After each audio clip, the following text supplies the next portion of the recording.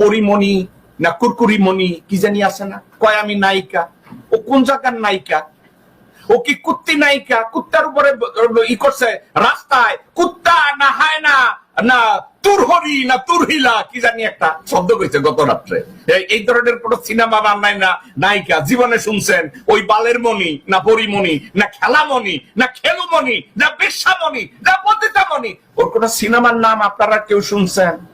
তার কোটিপতি হয় কেমনে? ও মার্সিডিজ চালায় কেমনে? রোলস রয়েস চালায় কেমনে?